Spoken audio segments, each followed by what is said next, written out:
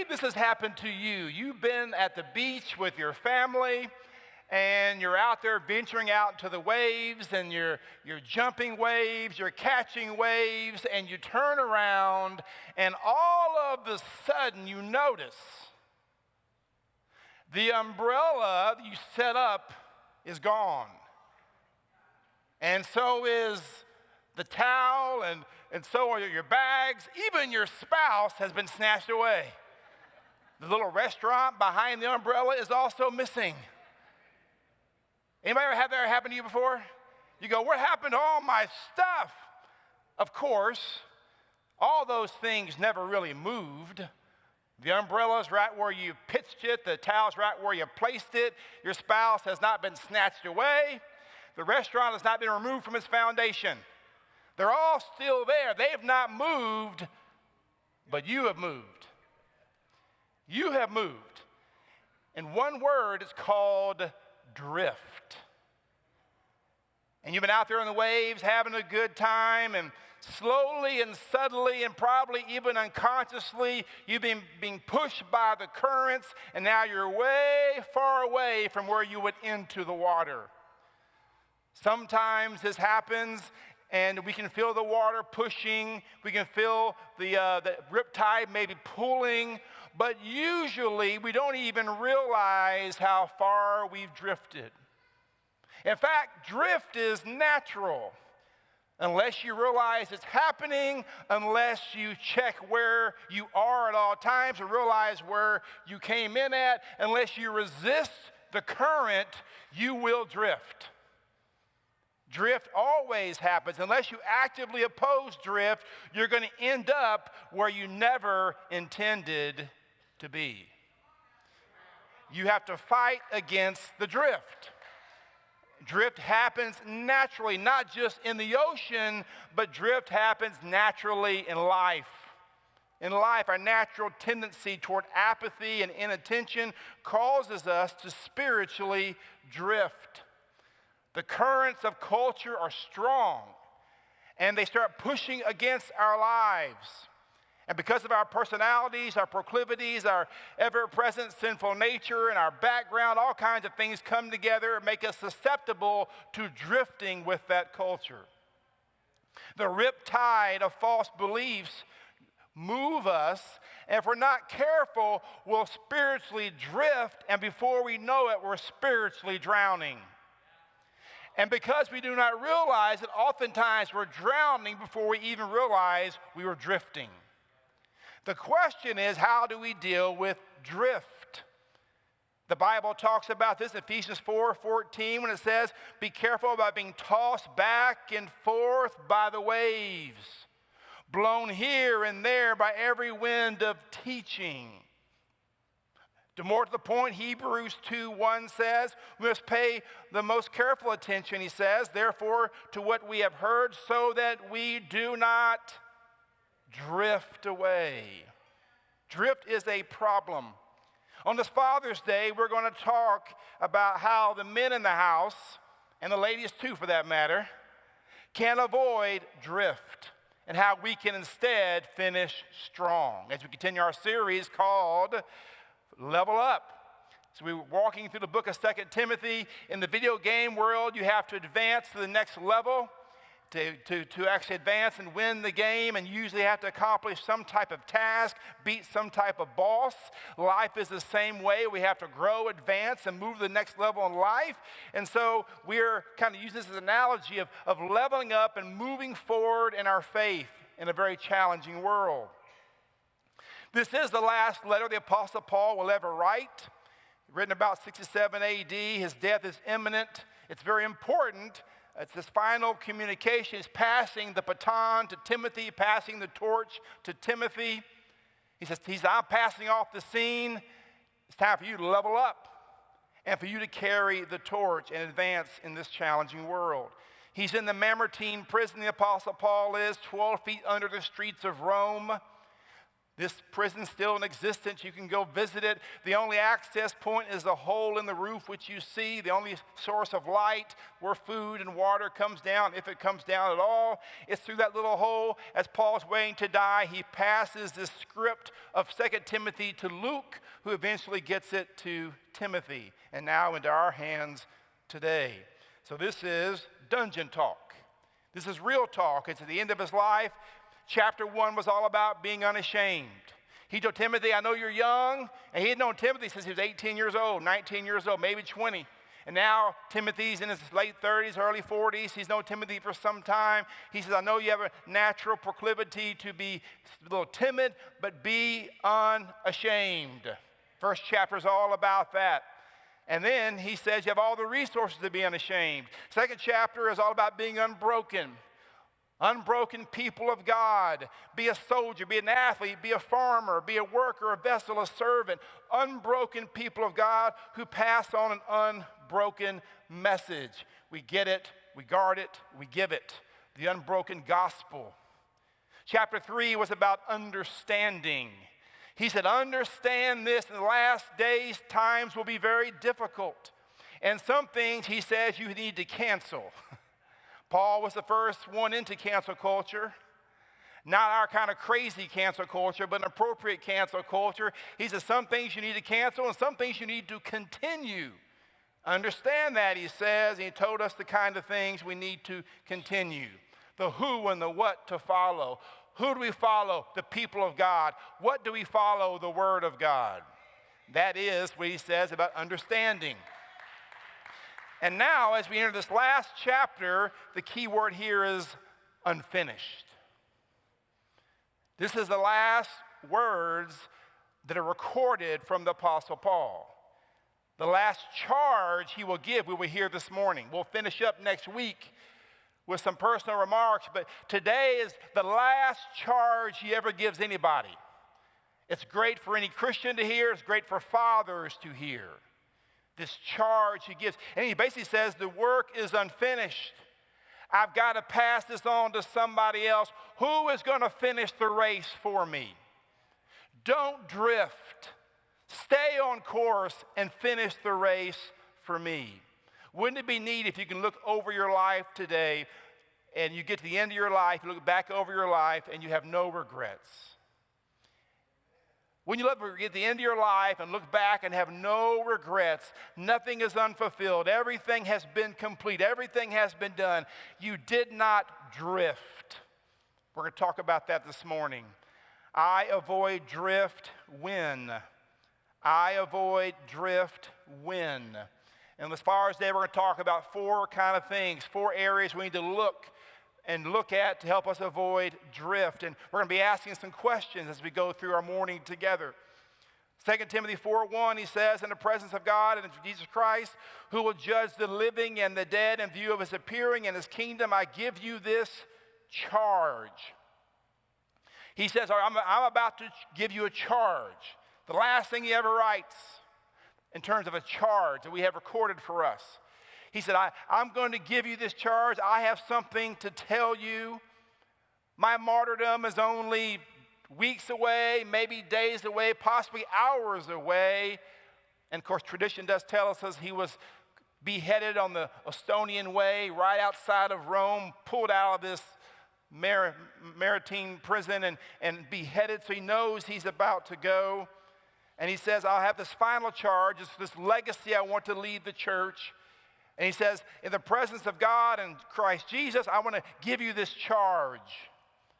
And so he wants to give us an incentive, wants to give us some motivation. And he does. He gives us a charge. It's a word used for oath-taking. Basically, it's like going and saying, I will tell the truth, the whole truth, and the truth, so help me God. It's an oath. He said, as God as your witness and my witness, I want to give you a charge. And we're in the presence of God, he says. The word means in the face of God, in his eyes. We're in the presence of God. We're in the presence of Jesus Christ, he says. Who will, by the way, appear one day, he says. He will come back and he will judge the living and the dead. Everyone who's ever lived and has died will be raised. All those still living will still be here, and he will judge every one of them. He said, that is your motivation. that we're going to be accountable one day. No one escapes divine judgment. Unbelievers are judged for their sin because they've never been forgiven, never accepted forgiveness. Believers are judged for their service. What did we do? 2 Corinthians 5:10, we must all appear before the judgment seat of Christ so that each of us may receive what is due to us for the things done. For what we have done, where we judge for our service. Well, what is that charge? He tells us in verse 2, here it is, preach the word. In fact, he gives us 5 commands. 1, preach the word. 2, be prepared in season and out of season. 3, correct. 4, rebuke. And 5, encourage with great patience and careful instructions. He says you are to preach the word. Preach, proclaim. There are all kinds of preachers in the first century. They weren't like you're thinking, like me. They worked for the king. They were heralds. They were proclaimers. They would go out. The king would say, hey, go give this message. They would give the message and be heralds. And they would preach. They would proclaim. And he says here, you have the authority of heaven behind you. Now go preach, proclaim. Proclaim what? Proclaim the word. What word? He's talked about that last time at the close of chapter 3, 2 Timothy 3:16. All scripture is God-breathed and is useful for teaching, rebuking, correcting, and training. You are to preach the God-breathed message, his word. Not your word, Timothy, not my word, Timothy, not Brian's word, not your word, but preach his word. Preach the word, the God-breathed word. We have no right to invent it, no right to innovate it. We leave it as it is, and we preach the word. We don't just hear it, we don't just live it, we are to share it. We get it, guard it, we give it. We are to preach the word. And so I avoid drift when, first of all, I look inward, and that's the calling of my life. The first focus we have on Father's Day is fathers, and all of us, look inward, and the calling God has given each and every one of us as Christian people. And that is this idea of preaching the word. Now, when you think of preaching, you think about me. Well, I don't really preach sermons. He's not really talking about what I'm doing. He's simply talking about just proclaiming truth. I proclaim the truth at all times, very patiently and very instructively by correcting, rebuking, and encouraging. Right? By the way, that's a good definition of parenthood. Do you see that, fathers? The Christian life is about giving truth and being a compass, fathers, pointing people in the right direction. Not preaching sermons, but simply proclaiming truth in a confused world with all kinds of riptides and cultural currents. We proclaim truth and go, this is the right direction. And we do it, he says here, we proclaim this truth. He tells us that's the major of the 5 commands. This is the major command. The other 4 are kind of minor commands that tell us how this is done. How do we proclaim? He says we are to do it basically at all times. Right? He says be prepared in season, right? And out of season. In season, out of season. When you want to, when you don't want to. When you feel good, when you don't feel good, right? When it's easy, when it's hard. He's talking, by the way, this is Father's Day, right? You parent when you want to, you don't want to. When it's easy, when it's hard, right? When they listen and when they don't listen. Because this idea of in season, out of season applies to the proclaimer. I must always be on duty. It also applies to the hearers. They might not always want to hear. But we still have to proclaim truth and keep the compass straight so we don't drift. And so we tell our kids, this is how things are. This is how we're going to do things in our house. We're prepared in season, out of season. A father is never off duty. A Christ follower is never off duty. We're always proclaiming, we're always pointing, our presence points people to truth in season, out of season, convenient times, inconvenient times. And so we look for opportunities, not excuses, to proclaim and point people in the right direction. We're on duty at all times. And he says we do it with great patience and careful instruction. With great patience and careful instruction. We proclaim the truth at all times, very patiently and very instructively. Aren't you glad he included patience in there? If you're a father, we lose our patience with our kids, right? And he says, but we are to do this with, and the word really means to be long-tempered, not short-tempered. I'm kind of messing with some of you fathers here tonight, right? Today, we can't be short-tempered, we must be long-tempered, long-suffering. People aren't always willing to hear. So we cannot be rude to them. We cannot be aggressive with them. We cannot be Jesus jerks to people on the street, nor to our own children in our houses, with great patience. And I love it, with careful instruction, he says. So we are doing it very patiently, very instructively. Good preaching always involves good teaching. You can't just tell people what to do. You need to tell them why and how, and you have to instruct the importance of things, and he's talking about that here. And then he has those other three commands: correct, rebuke, and encourage. The idea of correct has to do with the mind, intellectual. He said, this is what you do. You convince them. You show your kids this is how things are done. But you also rebuke. That's more moral. That's the will. Don't do that. You warn them. You stop them from doing certain things. And then you also, he says here, you are to encourage. I love that Paul includes that. Too much preaching is all about rebuke.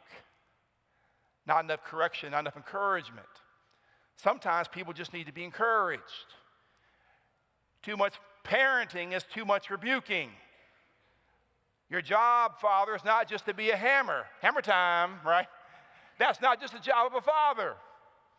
Yes, you enter the world to rebuke, but you also spend time correcting and showing. And you do a lot of encouraging. And all of it in the atmosphere of patience and instruction. This is what we do.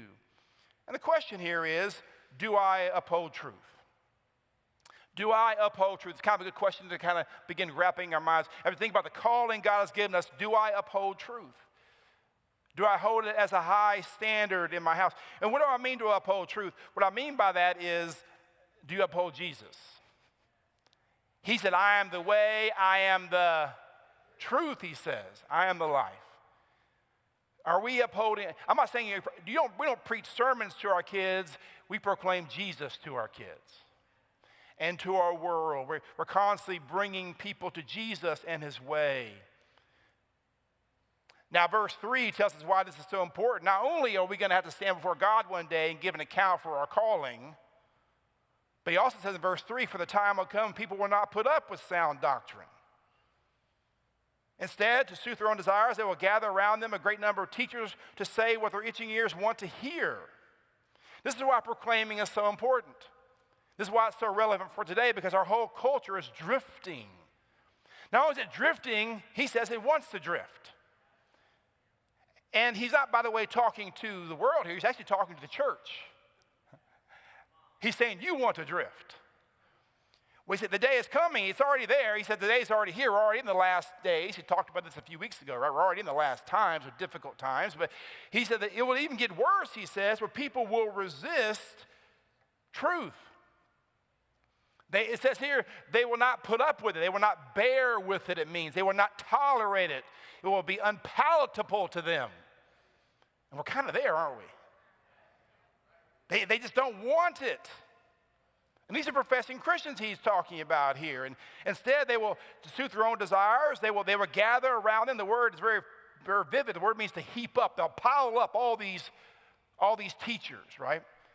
They will pack their pulpits with preachers who tell them what they want to hear, he says. Who say what their itching ears want to hear. They surround themselves in echo chambers. When people say the Bible is not relevant, I always say, what are you talking about? We live in an echo chamber world. You listen to people who agree with you. And that's what he's talking about here. I only want to hear people who say what I think is right.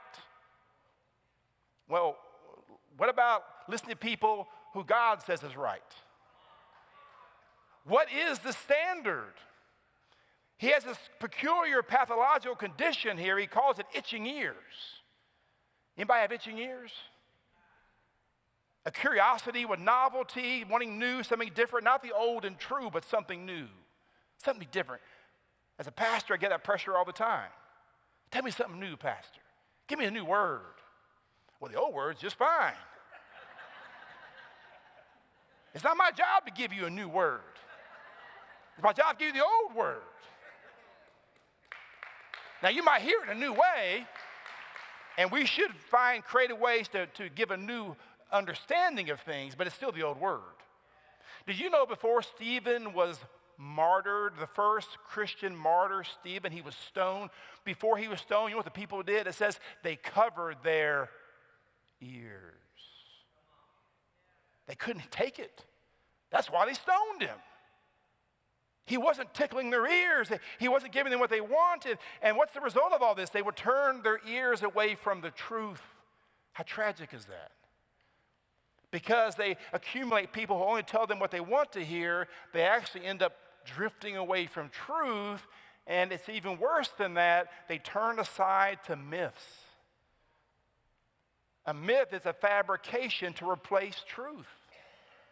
They believe this over here is not even real because they've turned away from truth. Our culture is filled with myths. The created order, how do we get here? Well, I say the created order created itself. That's how we got here. That's the myth. There replaces the truth of what? We have a creator God. There's all kinds of myths out there.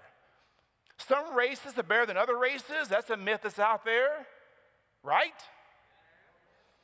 The idea that psychological gender trumps biological gender, that's a myth. But people believe these things, and now we're drifting. Even in the church, we have these myths. If I serve God and faithful to Him, He'll bless me and I won't have any problems. Okay, some of you know that's a myth. And some of you are going, I thought that was true. Please tickle my ears and tell me I'll be healthy, wealthy, and happy all the time. I'm not going to tickle your ears because that's a myth. Though most don't prefer truth, we need truth. Though most don't prefer truth, we desperately need truth. Which is why we have to proclaim truth, proclaim Jesus. Because they reject doctrine and truth. They prefer their own desires and myths. The measurement they use to evaluate teachers is not, is this God's word? Is it true? The measure they use is, do I like how it sounds? Does it make me feel good? And worse still, they don't first listen to you and decide, is this true? They first decide what they want to hear and then find teachers who confirm what they want to hear. And he says, don't start there. The starting point is God's truth. Is it true? Is it true? And he gives these, of course, you would think, okay, people don't want to hear truth. How do you respond to that? The sensible thing is, don't give it to them. Right? If they don't want to hear it, I'm not going to give it to them. That's a sensible thing. I'll just stay quiet. But that's not what Paul tells him. Verse 5, but you're not like them. You don't drift. You don't have tickling ears, but you keep your head in all situations. 4 commands. That's number 1, keep your head. Number 2, endure hardship. Number 3, do the work of the evangelist. Number 4, discharge all the duties of your ministry. Staccato commands. Paul said, this is my last charge. I'm about to die. I got to give this to you, he says. In the world that's drifting and everyone's losing their mind, you got to keep your head. Fathers, you got to keep your head. This is the 3rd time he's used this phrase. Remember 2 Timothy 3:10, he says, but you.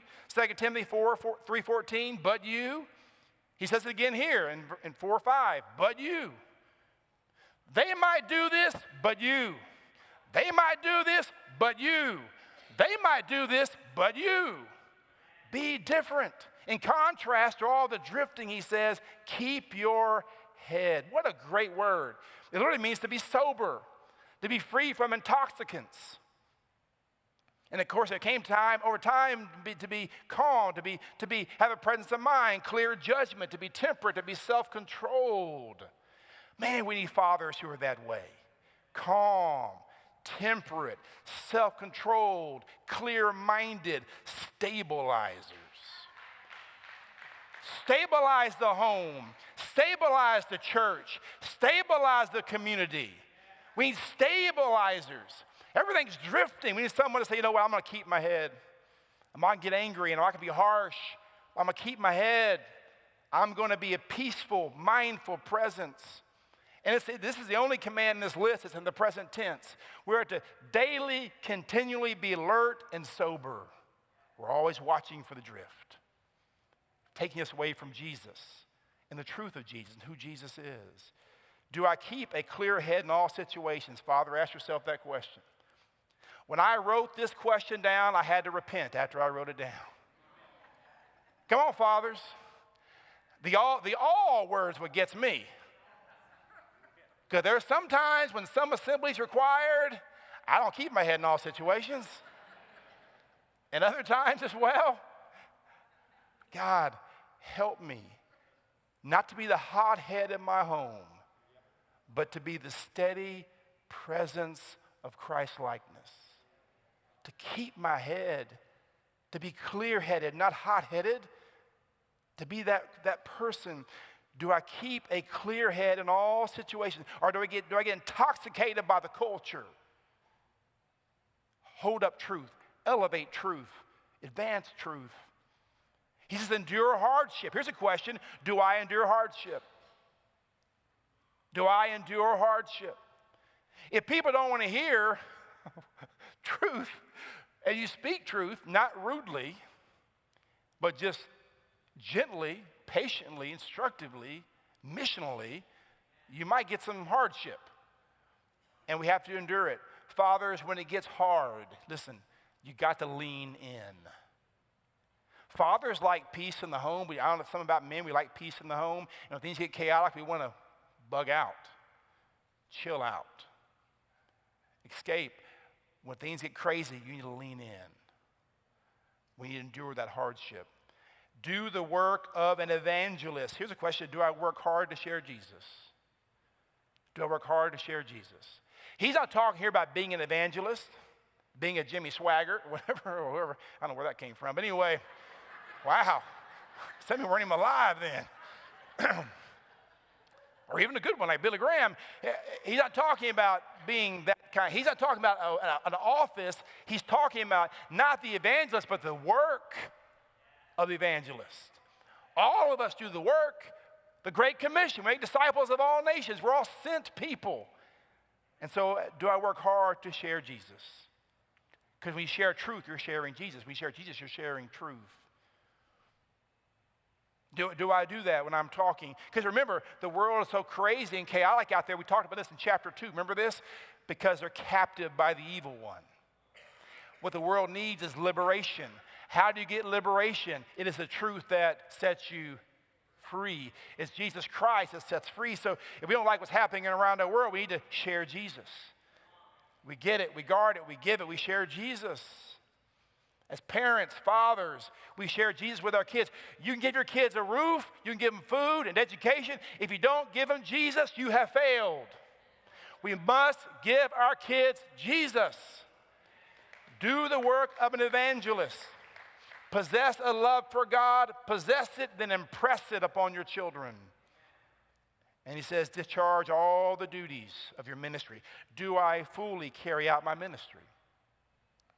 That word means service. Am I serving? Am I serving? Am I fully carrying out what God has called me to do? He says, leave it all on the field, dads. Christians, he says, finish it. Fully discharge. Leave it all out there, he says. Leave it all out there. If you have difficult kids, and as a parent, you're going to have seasons where your kids get difficult, you got to leave it out there. You got to give your life for them. All the different tasks of parenting and ministry and service you got to do for your kids. And then he gives them another motivation here in verse 6. For I'm already being poured out like a drink offering, for the time of my departure is near. So Paul's been saying, here's your charge. Here's your calling. You, Timothy. Now he changes gears and says, I. Let me tell you why you need to fulfill your calling. You need to fulfill your calling because I have fulfilled mine. Look what I have done. I'm already being poured out. My death's already here. It's already started. So I avoid drift when I look inward, the calling of my life. Also, when I look forward, the close of my life. Paul was looking toward the end of his life. Let me ask you, how's your life going to end? Where is it headed? What do you want people to say about you at your funeral? We begin with the end in mind. We let the end and where we want to be influence now and what we want to do and how we live. If I want my life to be this way one day, what do I do now to get there? Another motivation Paul's using, besides the judgment of God and our culture being so crazy, another motivation he's using here is his own martyrdom.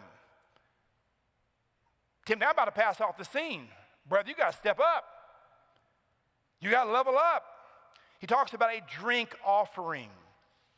A drink offering here. The drink offering was from the Old Testament, Numbers 15. So, an offering was something they would give as a sacrifice for sin. And they wouldn't just give an animal. They'd oftentimes put grain on there, maybe some flour. They put oil on there. Think about it, it's burning. You got meat, you got oil, you got flour, grain. It smells like a barbecue. It really did. That was the sweet aroma the Old Testament talks about. But to top it all off, they would take wine and not just drip it on, but pour it all out. All of it. As a symbol of total surrender. Of leaving it all on the field. And that would go over all that burning sacrifice. It would make a sweeter even smell. And Paul says, that is my life. I'm already being poured out. It's already started. My life's almost ended.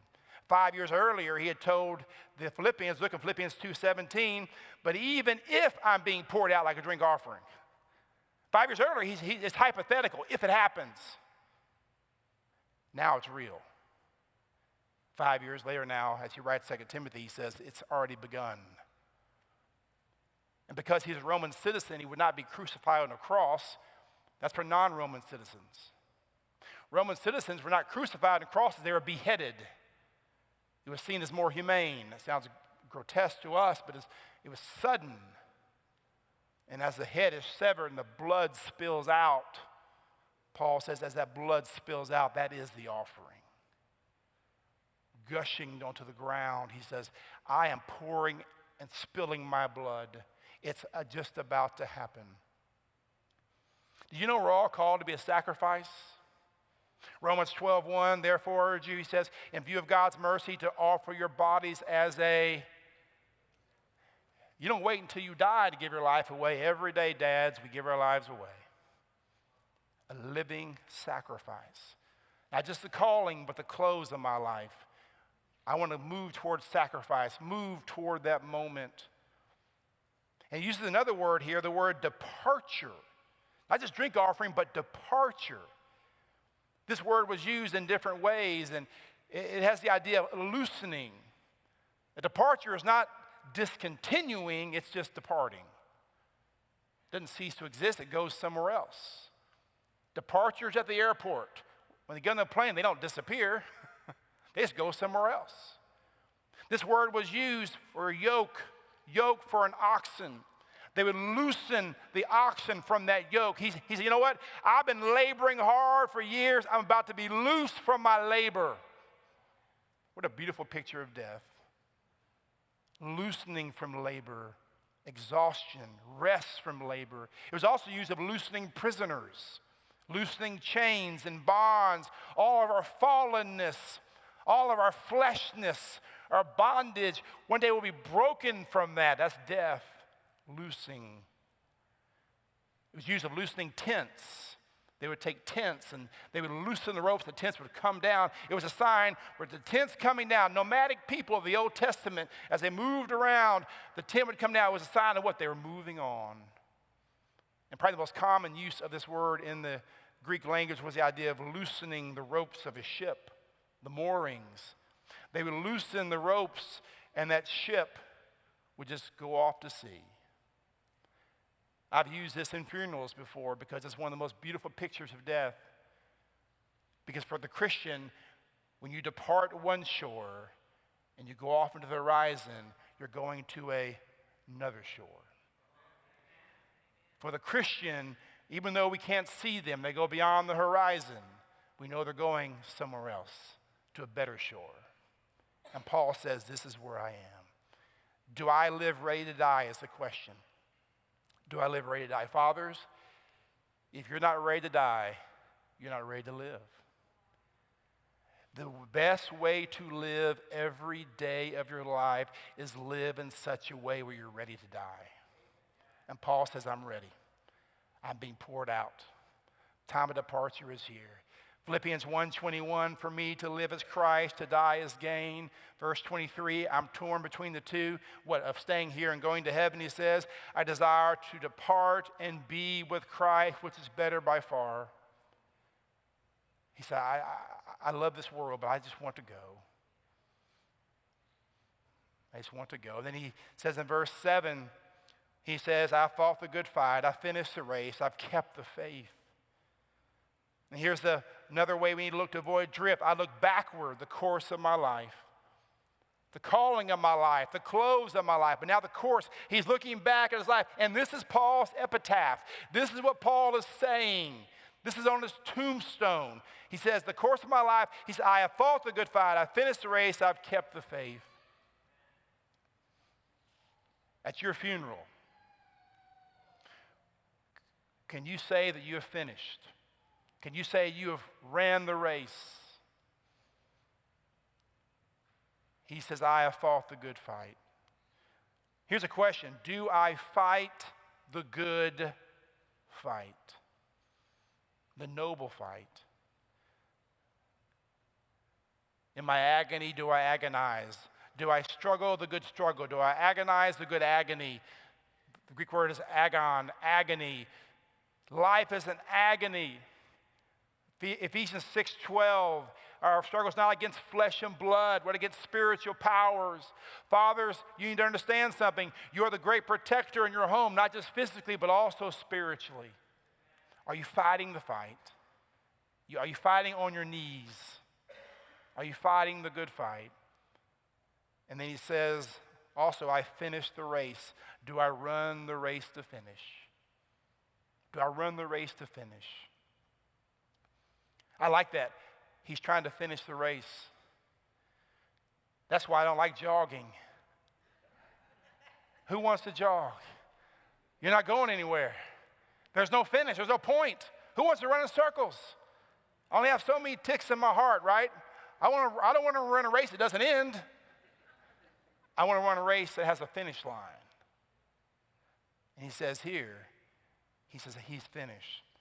Acts 20:24, years early, he told these same Ephesians, where Timothy is now, he told the same Ephesian church, he says, I consider my life worth nothing, my only aim is to finish the race and complete the task.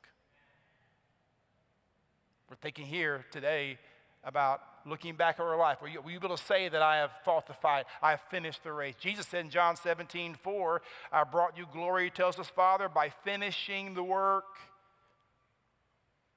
Finish the work. We're called not to win, friends. We're called to finish. Fathers, keep working hard to finish. And I've kept the faith, he says. I've kept the faith. Do I keep the faith? 2 Timothy 1:13, remember what you heard me say, right? Guard it, right? Entrust it to others.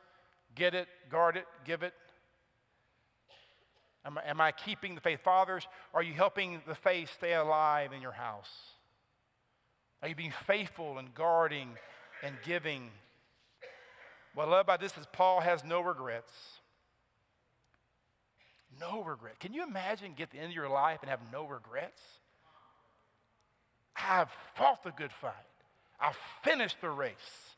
I've kept the faith. Paul was so confident in all these things. The Greek text is more emphatic. The good fight I have fought. The race I have finished. The faith I've kept. He said, I'm done with it, he says. And one last thing he says in verse 8. Now there is a store for me the crown of righteousness, Lord, the righteous judge, will award to me on that day, not only to me, but also to all those who've longed for his appearing. Here I look upward. This is the crown of life.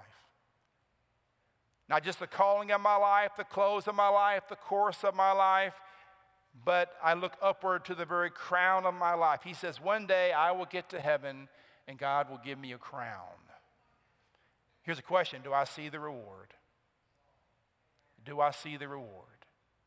Fathers, I want to promise you something. As we faithfully, not perfectly, as we imperfectly, but faithfully and consistently live out our calling, we have a crown waiting for us. Here is Paul about to be charged guilty by a human ruler, Nero, about to be executed. The great reversal will happen when he gets to heaven, where that verdict is overridden by Jesus, the great judge, who will call him righteous and just and give him a crown on his head. No matter what the world says about you, people talk about you, there is a crown for the righteous that he will give us one day, and we look forward to that. And so, next time you're at the beach and you're hanging out and you think your child went missing, maybe the child's still there, maybe you drifted. But honestly, on those reflective moments, and reflective moments when you're staying on the beach, you're looking out, ask yourself, what can I do not to drift? God, help me not to drift. Here's what you do. Inward, you focus on the call of my life. You look forward to the close of your life. You look backward to the course of your life. You look upward to the very crown of your life. And those will help you not drift. Father, we thank you so much for fathers. Thank you for your word, for this day. Help us not to drift. We live in a world full of drift. Help us focus, Father, on the call you've given us inside. Help us look forward to the close of our life, what we want to be able to say about ourselves. Help us look backward in the course of our life. Are we fighting? Are we running? Are we guarding? And help us look upward and realize you will reward us one day as we look forward and upward to the crown you've given us, will give us one day. Father, I pray for all the fathers in this room. Help them to live out this truth so they can get to the end of their lives and say, like Paul, I have no regrets because I've not drifted in Jesus' name.